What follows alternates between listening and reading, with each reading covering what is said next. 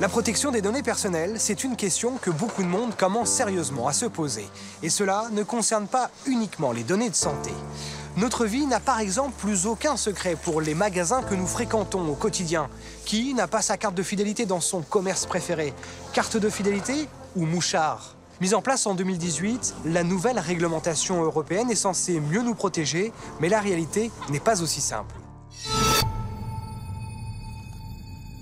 Nom, prénom, adresse, numéro de téléphone. Le monde marchand est friand de ces données personnelles. Et nous les semons chaque jour un peu partout sur des sites internet ou dans cette rue commerçante de Poitiers. À partir du moment où on a un smartphone, une application connectée, on peut difficilement y échapper. Moi, ça ne me pose aucun problème. Non, à ce niveau-là, je trouve qu'il n'y a pas de données très confidentielles.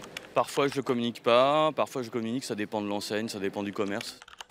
Dans cet institut de beauté, les clientes fidèles ont reçu une offre promotionnelle. Pose gratuite d'un voile bronzant. Ici, la gérante a investi près de 1 000 € en matériel et logiciel pour être en conformité avec la nouvelle réglementation européenne. On peut choisir de cliquer ou de ne pas cliquer sur « Je ne souhaite pas recevoir de SMS ». Donc il y a un petit stop qui apparaît et ça retire donc les numéros de téléphone de la fiche cliente. Il faut demander à la clientèle au moment où on enregistre la fiche cliente, on leur demande si elles acceptent ou pas de recevoir des SMS promotionnels. Et en général, elles sont d'accord? Ça dépend. Les données, ça pousse partout, à la ville comme à la campagne. Ici, à Montmorillon, chez ce confiseur poitevin, sont enregistrées près de 10 000 cartes de fidélité. Vous avez votre carte fidélité sur vous? Non, je vais vous rechercher. Des informations aujourd'hui cryptées et bien protégées. Mais il y a 2 ans, un pirate informatique s'est introduit dans l'ordinateur de l'entreprise et a croqué toutes les précieuses données. Notre site n'était pas suffisamment protégé et ils ont pu avoir accès à des mots de passe de nos clients. Donc ce qu'on a fait, on a eu la chance, nous, de ne pas posséder en direct les coordonnées bancaires. Donc il y avait effectivement le risque vis-à-vis de nos clients était limité, mais ça nous a fait prendre conscience qu'il fallait réagir.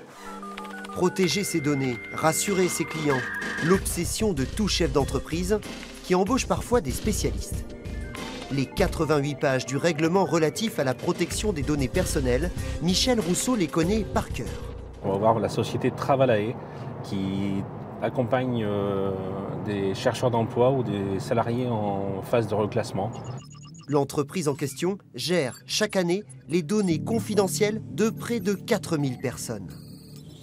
Ce matin-là, à quelques jours de l'entrée en vigueur de la nouvelle réglementation, les dirigeants attendent avec impatience l'avis du consultant. Vous faites partie des sociétés qui traitent énormément de données personnelles, donc sensibles. On a pris conscience qu'on pouvait apporter une vraie plus-value et à nos clients et aux candidats qu'on accompagne dans les 2 sens pour protéger ces données qui peuvent être, nous, assez, qui sont personnelles et qui peuvent être sensibles aussi. Aujourd'hui, les entreprises qui sont conformes à la réglementation vont s'ouvrir des marchés et faire voir leur bonne foi sur le traitement des données personnelles.